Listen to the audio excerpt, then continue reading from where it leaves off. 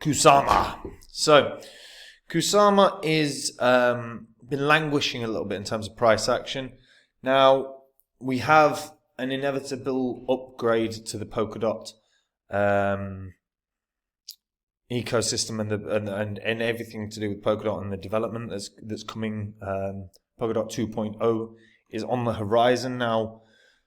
Release date wise, it's a little late, but I think there's a decent shot that this upgrade is going to result in huge Polkadot excitement once again, and if that happens, Kusama is going to benefit from that hugely. Before I get into any of that though, guys, if you're new here and you don't know what this spreadsheet is, these are the first 26 coins that I did videos about on the channel. In the videos, I showed myself buying these coins. If you'd have done the same, say you'd put $100 into the coins when I released the videos, and then you'd sat on them for about 18 months and then sold them, your total profit would have been around 123 grand. Now, that's pretty damn good in a year and a half, rather.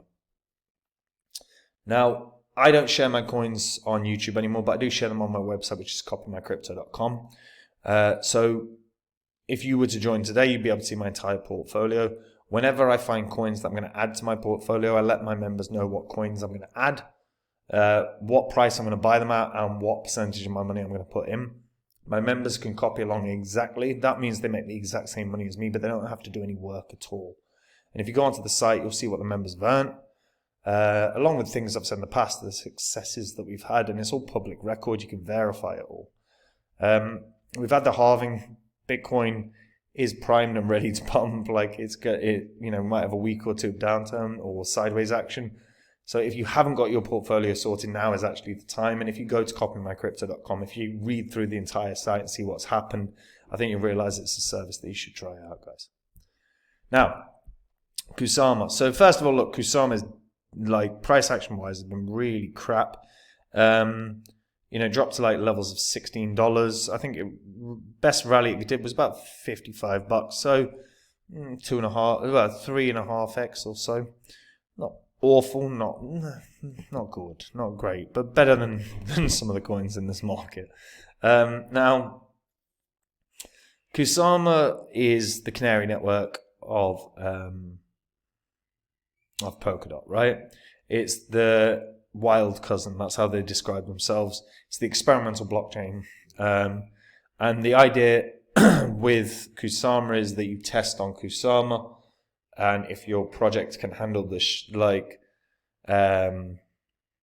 if your project doesn't have any issues, if it's thriving on Kusama, then it's a natural upgrade to go onto Polkadot. However, with success that Kusama's had, we've actually seen a lot of projects just stick with Kusama.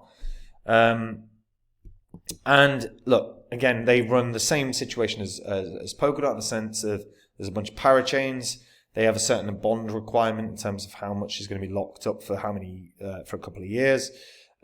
This is an opportunity for startups to really try stuff, like experiment. That's the whole premise. Kusama is the experimental blockchain.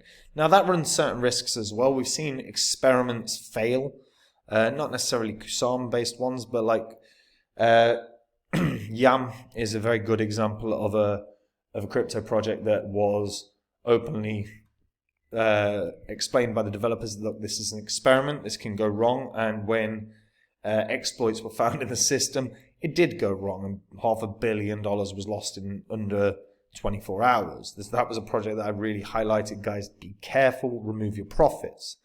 But the experimental element of this is really intriguing. It's really exciting, and it gives early stage cryptos the real opportunity to push forward. First of all, look, Kusama's on every exchange, so there's no exchange bounce, like listing bounce, that this is going to get. It's an important thing to realize. But we do have the Polkadot upgrade that's coming. So this is the next sort of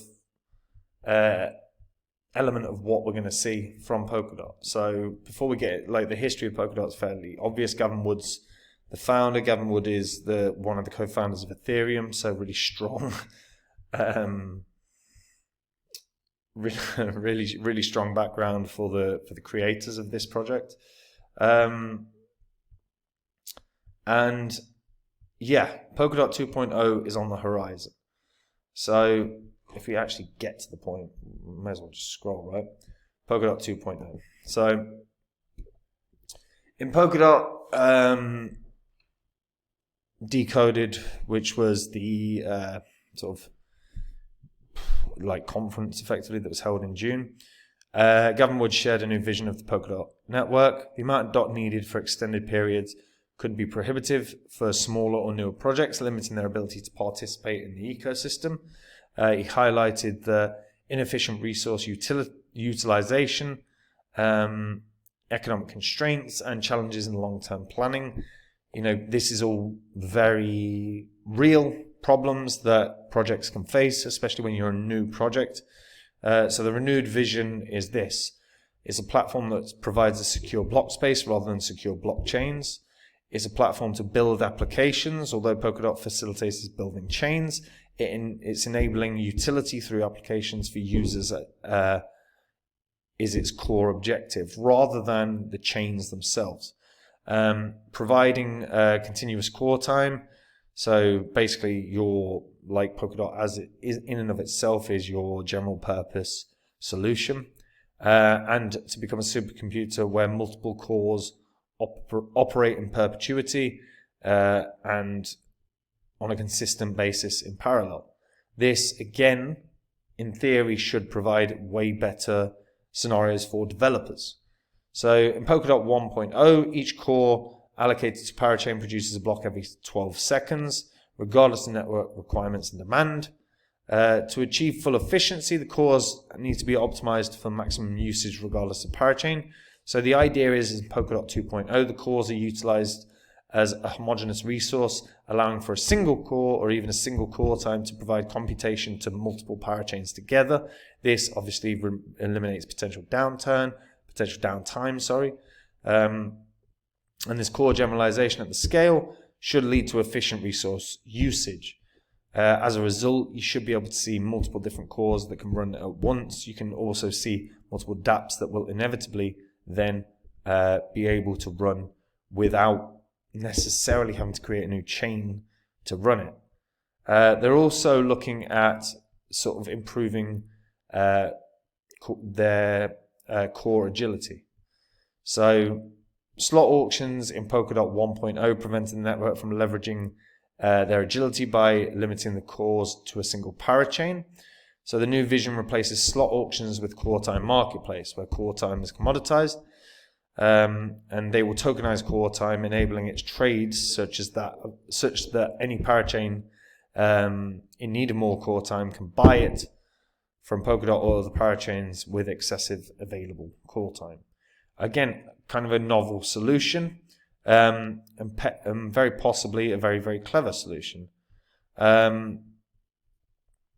They're also going to revamp the cross-chain messaging protocol. And then they've looking at upgrading asynchronous backing.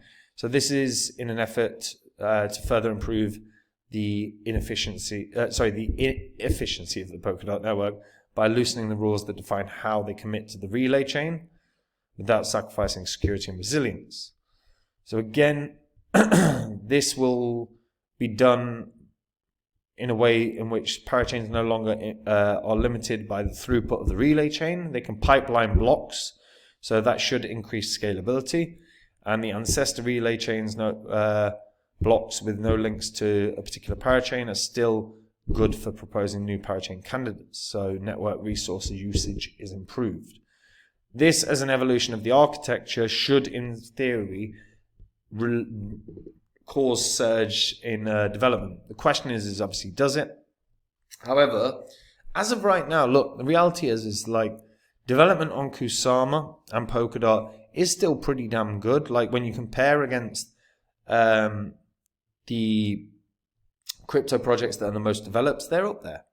However, obviously price action has not been amazing. It's not been fantastic. It's been okay. But you got to remember, Kusama's all-time high was like $623. It's very goddamn high. Compared to where we're at right now at $33. That's basically a 20x. Now, Kusama may be able to do that, may be able to blast a new all-time high, but a lot of that is going to rely on external variables. The biggest external variable in reality is what narratives takes over in this market. You know, we saw in 2021, one of the biggest narratives that took hold was interoperability, and Polkadot is the biggest beneficiary of that, because the whole premise was everything to do with Polkadot and Kusama is interoperability. Now, at the moment, I cannot see a narrative shift significant enough to maybe make that happen. Because right now, there are so many potential narratives that are running within the crypto space. You've got AI, you've got social fire that's becoming a big one that people are discussing. You've got real world assets, which is becoming a big one. You've technically got BRC20 and stuff. You've got the Bitcoin sort of layer 2s that are taking hold. DeFi and NFTs will have their moment in the sun. You'll have GameFi that has its moment in the sun, kind of is doing moments in time as well. Solana in and of itself is having its moment in the sun. So having interoperability as a narrative, or Polkadot maybe, and Polkadot's ecosystem as a narrative take over, that's a big ask.